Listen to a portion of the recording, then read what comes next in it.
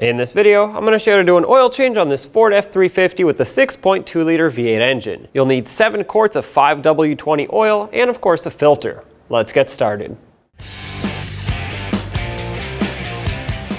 Underneath the center of the truck, you'll see both your oil drain plug and of course the oil pan, as well as the oil filter. With a collection bucket underneath, we'll remove the drain plug and let all of the oil drain. Use a 19mm wrench or socket and break the drain plug free.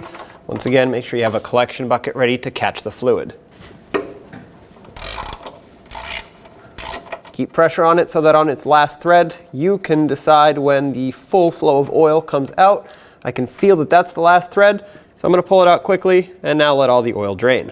While that oil is draining, I like to inspect my drain plug. I wiped it off with a rag, and as you can see, the threads are in great shape. The head of the bolt is okay. These metal washers here you can reuse a couple times. Mine looks okay, so I will. If yours is paper, cork, or rubber, you're gonna have to replace it every time. So I'm going to set this aside, and when it's done draining, we'll plug it back up. While the oil's still draining out of the pan, I can pull my drain bucket closer and remove the oil filter. For this, you may need an oil filter wrench, although sometimes it is possible to just remove them by hand. I'm going to use an oil filter wrench, put some pressure on it, and break this free. Now remove it the rest of the way. Keep in mind, oil will leak out. We'll let that drain. Take that off. Up here, you want to inspect the surface where the oil filter mounts. Make sure, first of all, that the old rubber gasket or O-ring didn't stick to the oil filter housing and that it's still on the old oil filter. If it's here, take it off. Don't double gasket it or oil will shoot straight out the side because it won't seal up with 2 gaskets and you'll lose oil pressure. That's not good for the engine. I'm also going to wipe this off with a rag. This is still dripping, so I'll let it do its thing for a few minutes. One thing that I recommend you do before you install your new oil filter is to pre-fill it or prime it. And that means putting some fresh oil right inside of it to make sure that it doesn't start up dry. That way the oil pump isn't what has to fill it, but rather it's already filled, ready to go. So take some of your oil, and this does count towards the 7 quart capacity, just so you know. So whatever you put in here, you subtract from your total amount that you're putting in later. We're just going to fill it up, let it soak in. You also want to take a clean glove, dip it in some clean oil, and lubricate the gasket or the seal that goes around so that it doesn't stick to the engine block for next time you do an oil change. When you thread this on, you want to make sure it goes on smoothly, just like this, and once it catches, you should just be able to flick it and it'll spin. If it doesn't do that, most likely it's cross-threading and you want to stop, back it out, and try again. This is bottomed out and has started squishing. The most you want to turn this after it bottomed out and the seal touches is 1/2 to 2/3 of a turn. So that is a total of about 1/2 a turn right there, and it got tight by hand. You shouldn't need an oil filter wrench to tighten this. That would be too tight. As long as it bottoms out and squishes that rubber up there, you're good to go. This has stopped draining. Let's reinstall our drain plug. The torque on this drain plug is 17 foot-pounds.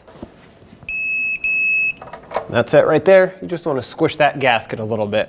Wipe off the oil that dripped, and you can use some brake parts cleaner to rinse it off. Under the hood, on the passenger side of the engine, right near your transmission dipstick, you'll find the oil filler cap right here. Turn it counterclockwise and remove it, and you'll see that on it, it says to use 5W20 oil, just like I mentioned at the beginning of the video. And once again, you need a total of 7 quarts. That includes the oil filter capacity. So to minimize our mess, let's stick a funnel down here and add the rest of our 7 quarts of oil.